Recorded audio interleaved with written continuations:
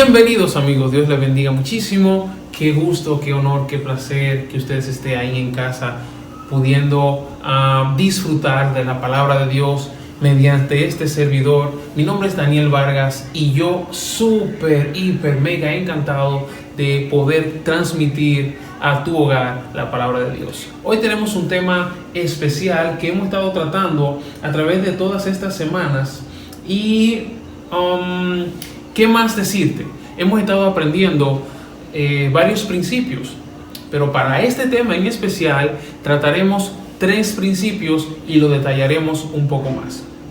El primero de ellos es: en el mundo tendremos aflicciones, y sí, nosotros lo podemos ver mediante el versículo en Juan 16:33, que lo estaremos poniendo en pantalla, y por favor léelo junto conmigo. En estas cosas os he hablado, para que en mí tengáis paz. En el mundo tendréis aflicción, pero confiad, yo he vencido al mundo. Penuria, lamento, llanto, dolor, es todo lo que nosotros podemos ver en esta vida. Eso es una ley. De hecho, no hay nadie que se escape a una situación de llanto o dolor, y lo podemos ver en este versículo. Pero yo quiero que no te confundas en la última parte, cuando está hablando de confiar, yo he vencido al mundo, lo está diciendo Jesús. Jesús se refiere a que Él murió por ti y por mí y le quitó el principado y la potestad a Satanás de tu vida, lo que puede otorgarte a ti la salvación. Segundo principio: no toda promesa que está en la Biblia es general o es particular. Nosotros hemos visto o hemos querido aplicar promesas que se encuentran en X parte de la Biblia y hemos querido llevarla hacia nuestra vida, y no se cumple así. La palabra de Dios no se puede torcer. Nosotros podemos observar que diferentes situaciones para diferentes personajes y para el pueblo de Israel se le fueron dados diferentes mandatos, diferentes exigencias, diferentes promesas, porque mediante el transcurso de la vida surgían diferentes profetas o otras generaciones que necesitaban una palabra o una promesa distinta de Papá Dios. Nosotros podemos verla desde el principio, desde José, donde Dios lo envió a prisión, lo envió a ser esclavo, pero luego le dio una promesa para 2 naciones. Podemos ver cómo Moisés utilizó su vara para abrir el mar. El Señor nos está pidiendo a ti que utilice una vara y abras un río o abras el mar. Podemos ver que a los patriarcas Él le exigió y le dio promesas distintas. Por ejemplo, podemos decir de Abraham que Dios le dijo que sus generaciones iban a ser incontables como la arena del mar. El Señor no te dio esa promesa a ti. Pero muchas veces nosotros queremos llevar estas promesas que leemos en la Biblia, que tuvo en un acontecimiento, para nuestras vidas. Y si bien puede ser en algún momento cierto que el Señor quiera darte una promesa X para ti, no quiere decir que deba de siempre cumplirse para todos. Y si no, cada uno de nosotros fuera multimillonario, cada uno de nosotros fuera una persona que durara 100 y pico de años, fuera una persona, un profeta, ¿de acuerdo? Pero no lo somos. Dios les repartió dones. Dios tiene un plan diferente para cada uno de nosotros, tiene un propósito diferente para cada uno de nosotros. Eso nos lleva a hablar del tercer principio que estamos recordando en esta sección. Estamos bajo la gracia y no bajo la ley. Qué bueno que nosotros podemos recordar esto, porque muchos de nosotros hemos creído que es directamente proporcional lo que Dios hace con nosotros y lo que nosotros hacemos con Él. Eso se cumplía cuando vivíamos por ley. Ahora no es directamente proporcional, sino es que es bajo la gracia. Y claro, en el Antiguo Testamento Dios se manejaba con su voluntad, misericordia, furor. Y ahora nosotros vivimos bajo la gracia porque Jesucristo murió por nosotros y nos regaló la entrada a la eternidad, al cielo. Estos principios básicos que hemos tratado a lo largo de estas últimas semanas nos llevan a hacernos muchas preguntas. Y algunas de estas preguntas hemos intentado poder resolverla o poder enseñártela mediante la palabra de Dios pero nos lleva a la constante pregunta, a la constante persecución de cuál es mi propósito, cuál es tu propósito, cuál plan tiene Dios para mi vida, cuál plan tiene Dios para tu vida. Y mediante nosotros nos hacemos estas preguntas, nos pueden surgir dudas y nos surgen otras preguntas como: ¿estará Dios jugando conmigo? ¿Dios se acordará de mí? ¿Qué tiene Dios en contra de mí? Estas preguntas no deben de sorprendernos, porque el mismo Job, de la historia que hemos estado narrando también estas últimas semanas, deseó haber muerto, deseó ni siquiera haber nacido.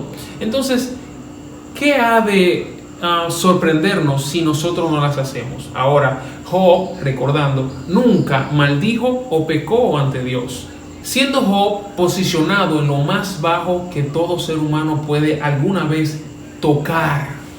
Tocando fondo, se encontró a solas con Dios y pudo proliferar o pudo argumentar lo siguiente. Acompáñame por favor en Job 9 del 2 al 4. Dice: ciertamente yo sé que esto es así. ¿Cómo se justificará el hombre delante de Dios? Si pretendiera discutir con él, y escucha bien, no podría responderle una entre 1000 cosas. Él es sabio de corazón y poderoso en fuerzas, a quien, si quisiera resistirle, le iría bien.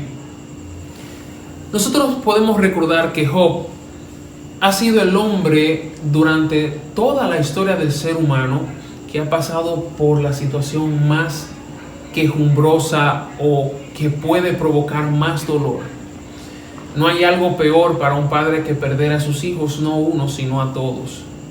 No hay algo que nosotros podamos buscar en toda la humanidad que pueda provocar un dolor a nuestro corazón que este tipo de dolor.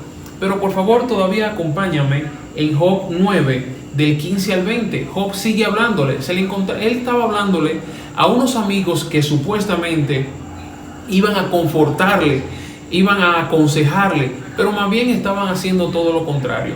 Le estaban regañando porque vieron que Job, postrado en las últimas de él, estaba maldiciendo sus días. Eso es como cuando yo voy a un velorio y encuentro a una persona y esta persona quiere estar llorando y sufriendo, padeciendo porque su familiar se fue, y yo voy y le digo: no, tú no puedes estar llorando porque eso no está bien delante de Dios, porque si Dios se lo llevó es porque tú eres un pecador. Eso estaban haciendo los amigos de él, y Job se enojó contra ellos en cierta manera y estaba articulando estas palabras. Entonces seguimos leyendo y dice: aunque yo fuera justo, no podría responderle, solo puedo rogarle a él, que es mi juez. Ni aun si lo invocara, él me respondiera,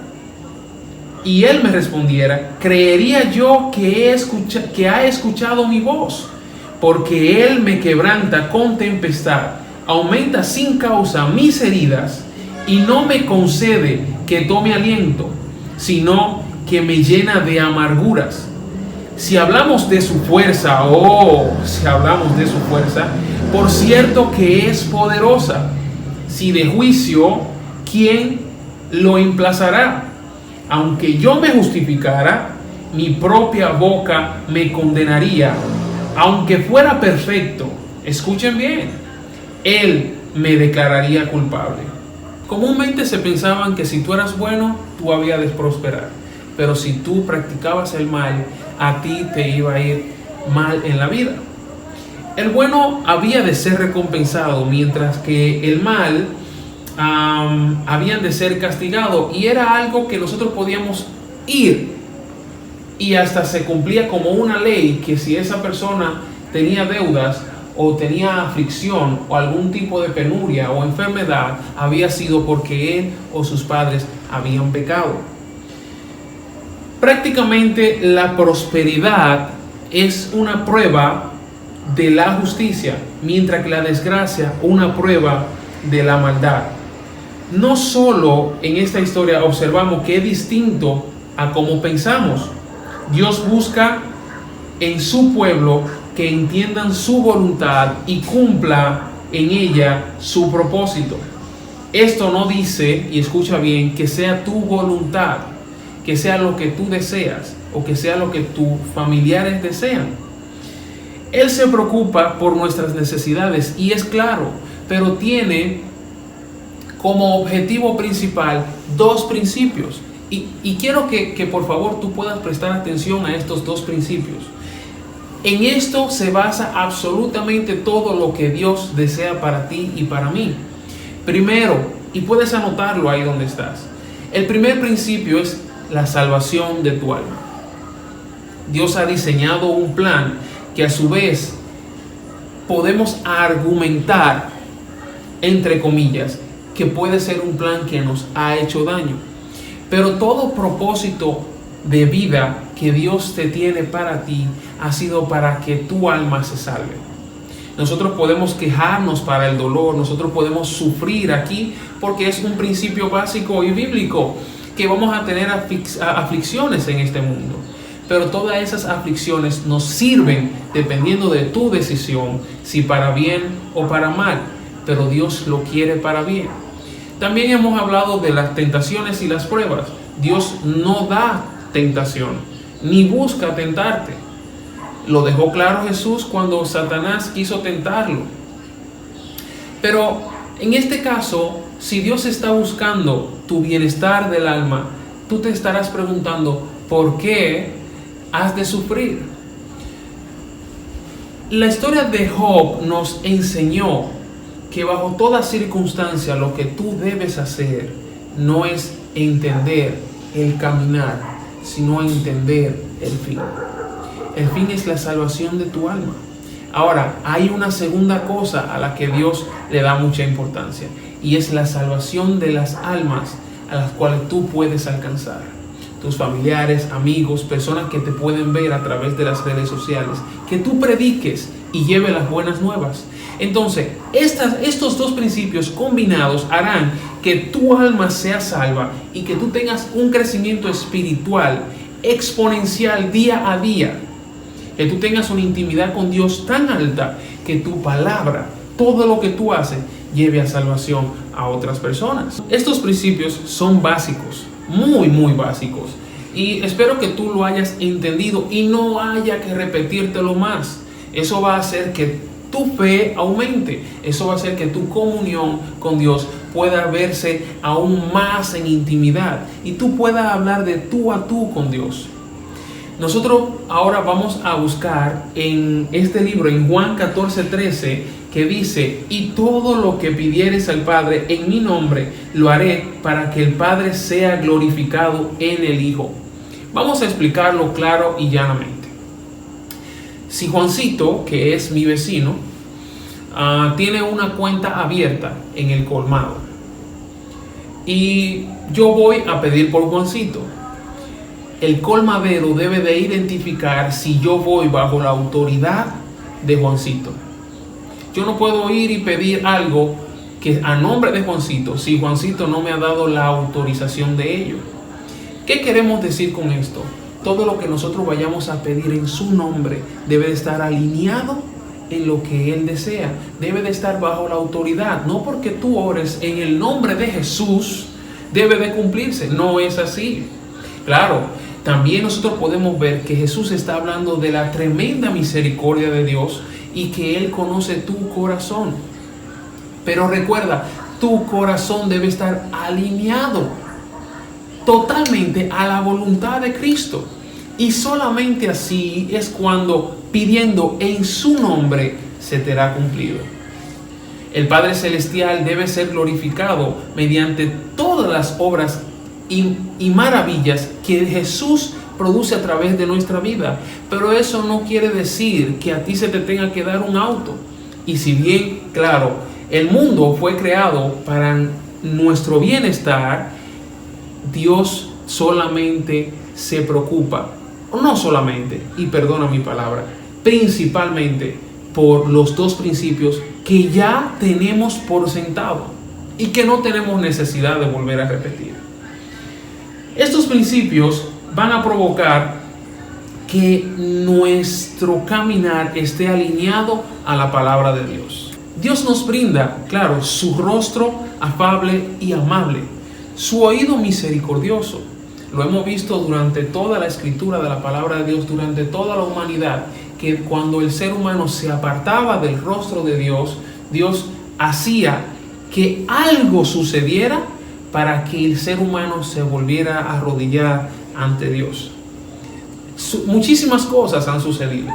Lo que pasa es que nosotros nos queremos sorprender y maravillar de que Dios mandaba fuego del cielo o que Dios mandaba una plaga para que el pueblo se humillara. Justo ahora muchas personas están diciendo que esto es un castigo, que esto es una maldición, que el diablo tiene control del mundo, cuando no es así. Ya lo hemos tratado en otras prédicas anteriores. Te recomiendo a que veas las prédicas del Ministerio Ruge para que puedas entender que Dios todo lo hace en amor.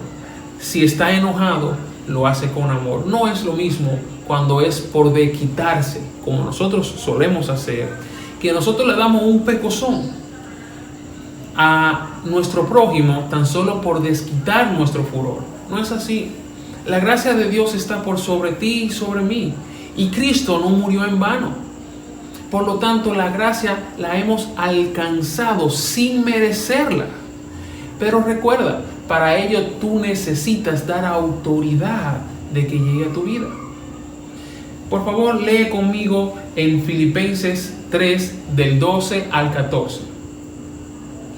Dice Pablo, escucha bien, no que lo haya alcanzado ya, ni que sea ya perfecto, escucha, sino que prosigo por ver si logro asir aquello para lo cual fui también asido por Cristo Jesús. Y le dice, hermanos, yo mismo no pretendo haberlo ya alcanzado, pero una cosa hago, olvidando ciertamente lo que queda atrás y extendiéndome a lo que está delante, prosigo a la meta, al premio del supremo llamamiento de Dios en Cristo Jesús. Y volvemos al tema de esta noche. ¿Cuándo obtendré la victoria? Vamos a ser claros. ¿Cuál es la victoria? ¿A qué tú llamas victoria? Porque si vamos a una definición subjetiva, que sería una definición tuya, una definición mía y una definición de todas las personas en el mundo, la victoria sería diferente. Para Michael Jordan era obtener varios títulos. Para cada uno de los jugadores en diferentes deportes sería victorias en esos diferentes deportes. Los que son negociantes y persiguen el dinero, llegar a ser magnates. Personas llaman victoria a obtener algo físico, algo vano, un carro, una casa, quizás una esposa o hijos. Todos tienen objetivos en la vida y no está mal, no confundamos. Pero ¿a qué llamamos victoria? Vamos a leer entonces también aquí en Santiago 1 al 12. Bienaventurado el hombre que soporta la tentación, porque cuando haya resistido la prueba, recibirá la corona de vida que Dios ha prometido a los que le aman. Aquí hemos obtenido la respuesta. Pablo se encontraba en prisión y él sabía que en los filipenses estaban preocupados, no tenían paz por Pablo, pero Pablo había reconocido que su victoria aún no había sido alcanzada. Y Pablo mantenía la paz, porque la paz no es cuando tú no tienes tribulación. La paz es cuando tú puedes mantenerte firme, aún en un temblor. Pablo había reconocido que su victoria la iba a obtener cuando estuviera al lado de Jesús. La victoria es la corona de vida que se te fue dada cuando Jesús murió por ti en la cruz y resucitó. Yo espero que tú hayas entendido lo que estamos hablando. A ti se te ha sido regalado algo que va más allá de lo que tú y yo podemos entender. ¿Qué? El cielo. La eternidad. Esto es algo pasajero. Tú y yo no vamos a vivir por lo mucho 80 años. ¿Qué? Ponle que tú vivas 100 años. Ponle que tú vivas 200. ¿Sabes cuántos años tiene el mundo? Quiero que con esta adoración ahí que está sonando, tú puedas entender que la victoria te la ha dado Dios. Dedíquete tiempo en adoración ahí.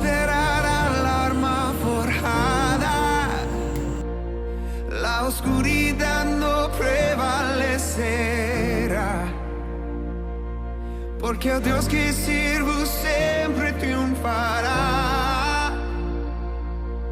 Mi Dios no fallará. Mi Dios no fallará. Voy a ver la victoria. Voy a ver la victoria.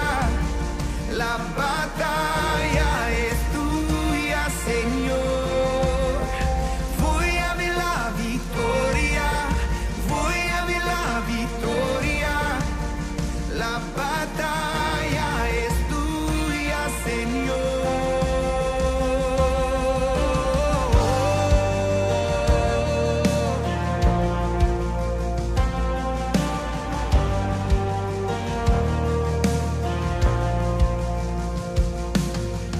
Hay poder en el nombre de Cristo. Cada guerra que pelea ganará. Nunca huiré de los gigantes. Sé cómo terminará. Sé cómo terminará. Tu victoria está desde ya. Porque aún en tu aflicción, Dios está caminando junto a ti. El Espíritu Santo puede ser tu guía. Yo te invito a que conozcas la voluntad de Dios y a que puedas buscar día a día lo que Dios quiere enseñar. Sabes, yo no permito que pase un día sin haber aprendido algo nuevo, porque si no, sentí que el día solamente me pasó por encima. Sentí que ha sido un día más. Pero cuando Dios me muestra algo nuevo, me enseña algo nuevo, ese día no fue perdido. Quiero pedirte ahí donde estás que hagas una oración de fe. Si tú nunca has escuchado la palabra de Dios, si hasta ahora tú no te has rendido y no habías entendido estos principios bíblicos que Dios ha querido mostrarte mediante mis palabras, pues yo te invito a que puedas hacer la siguiente oración. Cierra tus ojos ahí donde estás y repite después de mí. Señor, me arrepiento. Reconozco que tú eres el único Salvador. Reconozco que este mundo es pasajero y vano y que no hay nada más en esta vida que pueda darme la felicidad y el gozo que yo anhelo. Y eres tú el único que lo tienes. Por favor, inscríbeme en el libro de la vida. Ayúdame a apartarme del pecado y que ya no viva yo, mas viva tú en mí. En el nombre que sobre todo nombre es. Dios te bendiga, amado hermano. Vamos a hacer también una oración para culminar este bello momento en el que estuvimos compartiendo. Amante Padre nuestro, Señor, te damos gracias por cada una de las cosas. Gracias por utilizar a tu siervo. Permite que en nuestros hogares se sigan levantando más altares y que nosotros podamos honrarte, Señor, y servirte. Permite que nuestro mundo reconozca que tú eres el creador del universo. En el nombre que sobre todo nombre es. Amén, amén, amén. También quiero invitarte a que te suscribas y le des like. Estamos en Instagram, YouTube y Facebook. mándale el link a las personas que requieren esta palabra para que quizás su alma lleguen a salvación. Dios te bendiga. Hasta la próxima.